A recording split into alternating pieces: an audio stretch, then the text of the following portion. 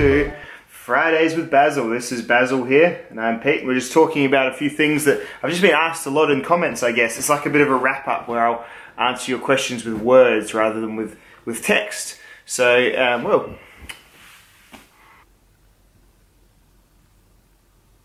So the first thing, probably the most common thing I've been asked lately, because of those Knife Lab intros, is, has your wife actually left you and you're just trying to deal with it? It's like, no, it's totally fine. My house is usually empty when I do shoot my films because it's just easier that way. You can just move from space to space if you need whatever. But no, things are fine. But thank you for your concern. She's in Adelaide at the minute though, like in our capital city, just on a conference, so that's that.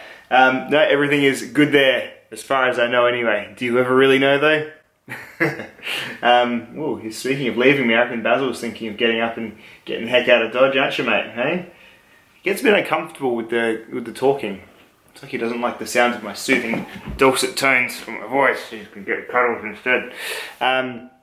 So yeah, we've got a whole bunch of stuff to talk about, and I guess, well, while he's still here, I thought I'd talk quickly about Basil, because he's actually lost several kilos. Well, not several kilos. He's lost like 1.8 kilos since that last video. And that is because I did listen to the comments. I know, right? That video, my most popular video on my knife channel is a review of my cat. And that is just, I've had to come to terms with that and be a bit like, sit down, mate. Sit down and be in the frame. You're getting views, bro. Get me some views. The most popular video by quite a margin, and funnily enough, my next most popular video has licensed music in it, so it doesn't turn any profit at all. So anyway, there was 3 types of comments mainly on that video. First type, he's thick, which yes, he is still thick, and even with his recent weight loss, he's still pretty thick. He definitely is. Second was a whole bunch of people who thought it was handy to tell me, don't buy a cat from a breeder. And I'm like, he's already here. What do I do with him? Do I put him back? All right, Basil, you know, back up you get. But yeah, there was lots of just quite high horsey people saying, oh, I bought my cat from a shelter, and that's lovely, but it's just not what we did, so we can't undo it. But it's probably good advice, but geez, there's some sanctimonious fucks in there about that. And then lastly was, yes, your cat is too fat. I'm fearing for his health. I don't think it's right, blah, blah, blah. Well, Basil was 9 kilos when I shot that film. And to be honest, from I guess the internet, you can have several different people selling different things, but from sites that were, not just fan sites, from sites that were sort of, vet related, and from his actual vet, he wasn't too bad. Like, it was, yeah, probably a bit on the high side, but not like grossly obese or anything. Being 9 kilos for his length, weight, breed, and that sort of stuff. These are heavy cats. But we did put him on a bit of a diet. We just changed his food. We always thought we were giving him the best dry food. We thought, well, cats, I've only ever had like rescue type cats before. I'd never had like a fancy person cat. And we just gave him dry food, and they were always happy and they lived long lives. And we thought, well, we'll just get him the best dry food. So we're getting him that like quite expensive, no grain kind of dry food, which we just thought, oh, that's surely a... He hates being on video. Why do you hate me? It's like holding a child that doesn't want to be held. What are you doing? Oh, it's so fluffy.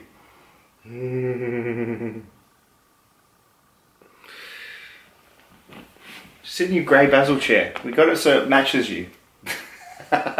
Okay. Okay. I hate you. And then he just goes and sits right there. Anyway, so we got Basil we got him onto a raw meat diet. So just as nature intended, Basil is eating nothing but lean beef mince, as is the natural order of things. There's been a pretty decent change in both the cats because they're both eating that now. And yeah, I got to give it to them. It's a much more, it seems like a much more healthy way for them to eat. They poop way less. They obviously just use more of the food. He's way more energetic and yeah, less lethargic and a bit more cat-like. Man, we always liked him just being a fat lard, but he's still a nice, big cuddly fat lard cat, and he still sits with you mostly. But yeah, he's definitely livelier and just happier and healthier. So he's lost, he's down to about 7.5 kilos now, which is quite like if I lost that percentage of my body weight, it'd be like 13 kilos or something like that. So yeah, it's pretty good. So that's what's been going on with Basil. He has lost weight, and yeah, I gotta concede, he probably was a bit over, and we probably weren't feeding him the best food, and we really thought we were. We thought that stuff was good, because it's, says it on the bag, and they sell it at the vets and all that sort of stuff, but hey, I mean, it kind of makes sense, doesn't it? Cats enjoy real meat more than fake biscuit meat, so. Next is the New South Wales zombie knife ban. So New South Wales has banned zombie knives, and yes, they actually have law in New South Wales that has the word zombie in it, which is someone who occasionally studies the law, I just find that really amusing. It is just baffling to me. This is a law, and I'll open up a very, very bipartisan article from the Sporting Shooter website, but it does have the information that I wanted to read out. So this is poorly written legislation. It is, because legislation should be clear. It should be clear what it is trying to police and what it is not. It's difficult as a knife person to really, because zombie knives are kind of like they're the Sonic 2006 of the knife world. Like, it definitely resembles most of our knives that we love, but they're just fucked as well. And that's, that's kind of that's how I feel about zombie knives in general. But you know what? They're part of the canon. They're part of the ecosystem. So what affects one could potentially affect all. Anyway, this is the legislation that's been proclaimed in New South Wales. And this is the funny thing about Australia. It's not just our Liberals. Sorry, in Australia we have Liberals and Labor Party, and the Liberals are the Conservative Party, and the Labor is the Liberal Party. Like in America, the Labor is the left wing and the Liberals are the right wing. The right wing party is the one that's sitting in power when this ban's gone through. So it could be either. It's not even just vote Conservative and you'll be able to have whatever you want. A zombie knife. So this is the definition. Or a zombie knife or other device that has a multi-edged blade, including a serrated section of blade. And so that's the first. That's what we're looking at, and then we've got two criteria that are also need to be filled, or one of these two needs to be filled for it to then be an unlawful item. So, looking at that first part of the definition, there's already problems, because it's not clear if it means it has to be multi-edged and including a serrated section, or that just has a blade including a serrated section. So, poorly written law. This is your one job, politicians. Stop fucking it up. Because you could potentially make steak knives illegal with these shittily written bits of law like this. And is advertised or otherwise made available for sale using images or words that suggest the knife or device is intended to be used for violence, whether actual or threatened, against a person or fictional creature such as a zombie. That's written in the law, such as a zombie.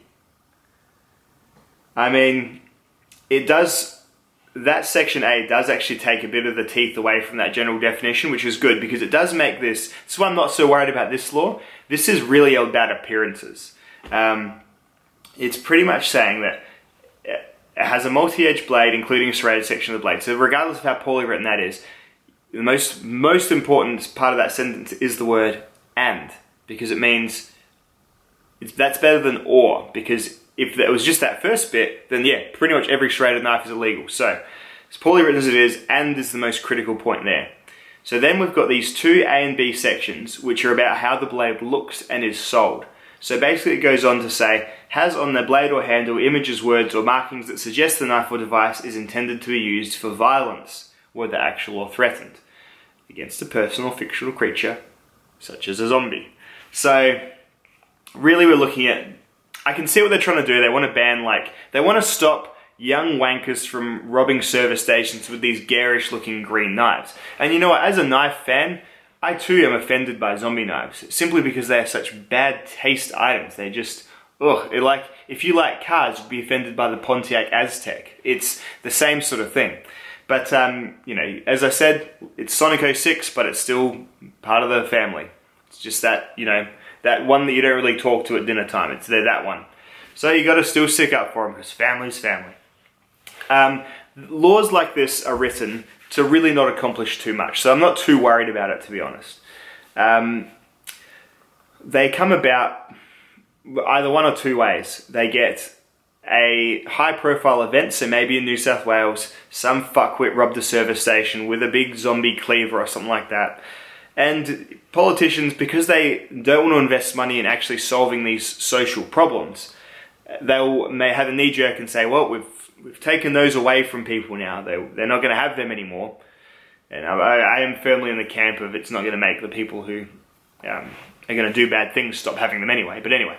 Or they're just going to use one of those kitchen knives that everyone just has a whole drawer full of, that are generally the knives used in the bulk of knife crime. Usually knife crimes are crimes of passion. Husband or wife stabs the husband or wife due to some long-seated dysfunction. That's the general gist of most knife crime. The stuff that's using Z-hunters is in the minority. Yeah, it's a way of sort of them looking like they're acting on something, but they're not really. Because social problems like people going in and robbing service stations, they're results of years of people fucking up. So, and I always say you can't unfuck something that's taken 15 years to get fucked up. We swear a lot in Australia. You just can't. People end up holding up a service station because they've made and been exposed to a cavalcade of shitty people and shitty decisions. And working our way back through and intervening at a younger stage is the only way of stopping these things. Things like having programs that identify at-risk youth from infancy, you know, kids who are born to complete morons who shouldn't be having kids. You know, kids who are starting school showing, you know, behavior as if they've been abused, you know, identifying and helping people at that early stage, and then moving through to crazy concepts like having secure places for the violently mentally ill to actually be, rather than just in the community and having a depot injection every now and then. Because that's kind of what they're working with in a lot of places in Australia right now. There are very few actual safe places for these people to be, and therefore have people be safe from them when they have their meltdowns. I think back to the probably most high-profile violent incident in Australia recently. Is probably this complete cockforward who just has a long history of being a cockforward, running a whole bunch of people over in Melbourne. And that was just that's someone who's just been a shithead for his whole life, and then, you know, has gradually worked himself into a higher state of, you know, mental illness, frenzy, drug use, all that sort of stuff. And then he snaps and he runs a whole bunch of people over with a car. There's not really much you can do about cars. You can't target cars. So that is where the system is laid bare, and all these questions started being asked. Well, how does these people get so retarded? How does someone get to be such a fuckwit? And what could have been done earlier in life to fish them out of that? And, you know, whether you can or not, that's the most important place to sink legislation into and sink effort into is prevention, isn't it? So yes, I have very dim views of laws like this. I do think it's written quite badly. It's written to be not only vague, but also quite toothless, because frankly all these companies need to do is change how they sell the knives, like change the actual attitude behind them, and they probably won't even have any issues with this poorly written law. So there's that as well. So that's what I feel about the New South Wales zombie knife ban. It's not so great, but it's just half-assed politicking, which the biggest risk is if it's policed overzealously by various agencies, and you do get people, you know, and it does happen, police will read the law a little bit perhaps wrong, or they'll get different advice on it, or they'll get some weird case law through that can sort of change it. But then in Australia, our laws do have a pretty good habit of being not eroded, but if they are too strong, they usually get eroded, or if they're not strong enough, things get looked at by case reviews, and we've got pretty decent bodies at reviewing laws. I don't think there'll be too many people who actually get pinched for zombie knife laws. It's just one of those things, sending a message to all the nanas, "Oh, well, I'm just glad my grandson can't have those nasty knives anymore. I just couldn't stop. I felt faint when I saw all that blood. I thought, what have you done with it? But I just saw that it was part of the paint job." It's to put those kind of people at rest, and you know, they do have quite the people power. Concerned old people are often a driving force behind things, so maybe it was just that. Anyway, that's what I feel about the zombie knife, New South Wales ban. Another thing that's been going on is I've got a kayak, which hopefully means, well, I'm going to review the waterway using, you know, going to go kayaking with it and try and catch some fish and all that sort of thing. And then I'm going to integrate that into the next dickhead survival video. So hopefully that answers a couple of frequently asked questions as well. The kayak is it's open to be named. So what I'm also going to do is, if you've got a funny name for the kayak, or a name you think it should be, put it below, and whatever has the most upvotes will be the name of it. So now's your chance to have me paddling around in something that's just, you know, suitably named. So I'll leave that all up to you. So that's one little other thing, name that kayak. Another thing is we have a box of Spyderco mules. Dave, who does my spreadsheeting, has sent, I think, 12 mules across. The mule program is a Spyderco knife that is all the same pattern, just in different steel. So it is basically this channel's optimum testing blade. He sent them across a while ago, but they got seized by customs. So I'm just dealing with customs, which hasn't been too bad. It's just a few forms.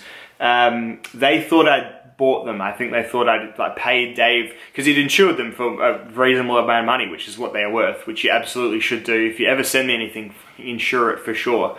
I find the whole process very, very nerve-wracking, but we've got some, you know, I've had some liaison with them, and I'm just waiting till I look at my import form, which is just me saying, look, I'm not buying them, I'll pay the, you know, we'll get some import duties, whatever needs happen, but then they are just going back. So this is probably why I don't take up a lot of your offers on knives, because this is a stressful process. It's worth it for this box of mules. This is channel content for like a month. It's great, but this is pretty much why I don't jump at everyone's offers to send me stuff, because this can happen and it's just more stress than it's worth just for a single knife or two. So there's that. But yeah, so we've got a box full of mules in very, very awesome steels that I've never tried at all. So that should be really, really cool.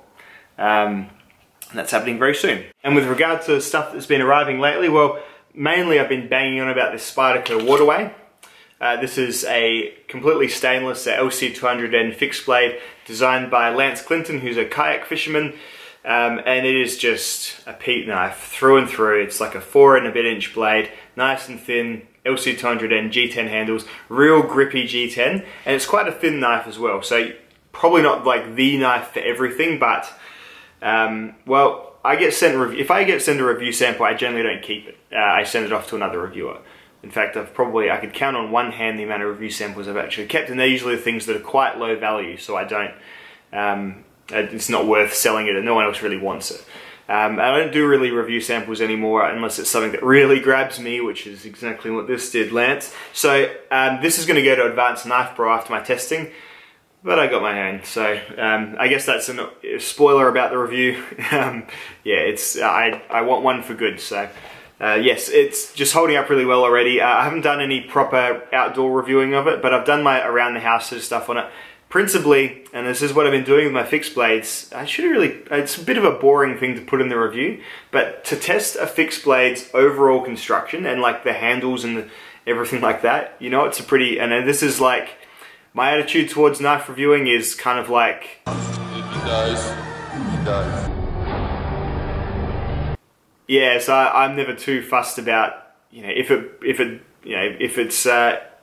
it'll be at least an interesting video if it doesn't work out. So yeah, I've put this through the dishwasher twice now, just to see if it doesn't, you know, see if the handles are held on with some glue that just sucks when it gets too hot, all that sort of stuff. I do not recommend dishwashing any knives, mainly because dishwashing powder is like a powdery slurry that will dull your blades and also ruin your nice finishes. This had just a machine-like finish, so it's fine, but yeah, it's run twice through the dishwasher, and when I hold it up next to the pristine original, it's absolutely untouched. And that's G10 for you. It's a basically impervious material.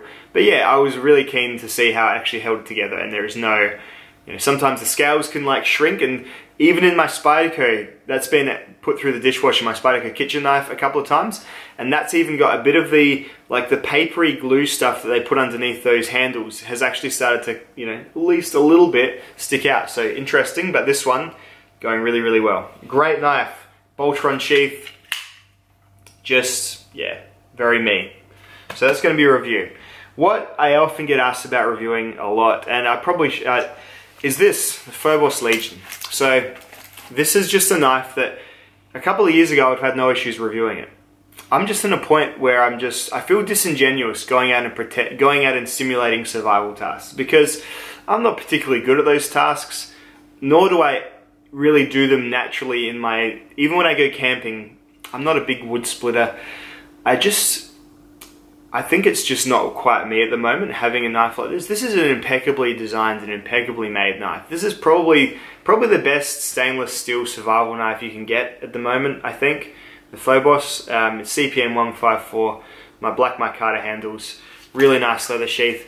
I've actually shot a review for it, and it's not so much a review as it is an apology. Like, I know people have been waiting to see like this get used, and I just can't use it the way that it needs to be used to get reviewed. I feel self-conscious when I go out just to film a gear review and be like, yeah, I'm battening wood now, yeah. I don't know. I'm probably going to send this one to Advanced Knife Bro as well, because then at least he'll do some funny battening with it or whatever he want to do with it. And that's not my channel. Like I can do that if if it's a small part of the review, but this is a knife made to be used really hard. So I don't know.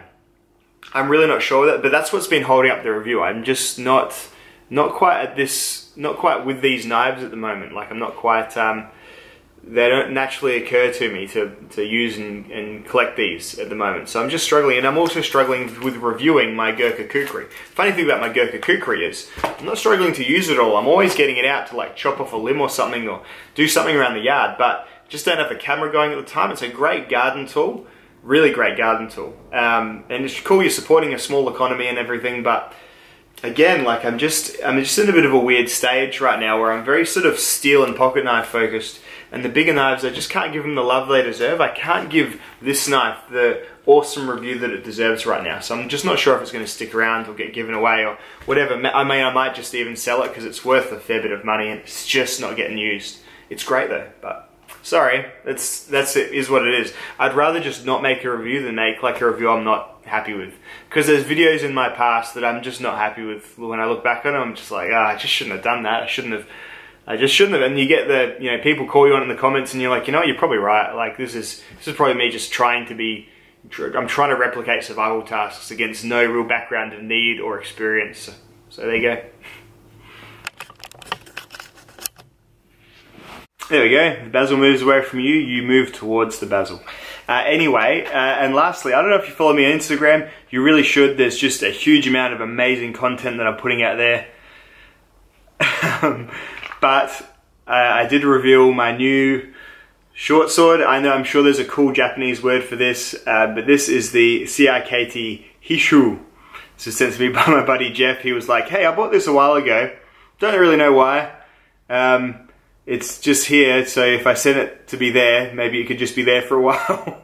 And yeah, I totally get him because, geez, I've made those kind of purchases before as well. But this is it's very far away from Basil. He's probably about a foot behind us, so don't worry about that. It is a short sword type, you know, Japanese, you know, ray skin, probably simulated ray skin, and you know, rope wrap handle, made for the special forces apparently. Imagine that. Imagine being like, there's this Delta Force, right? And they're all cool, like Eric Banner, Black Hawk Down. And then there's like this full-on, there's this group of Matrix nerds with their Japanese swords. You guys want to kill some carrots?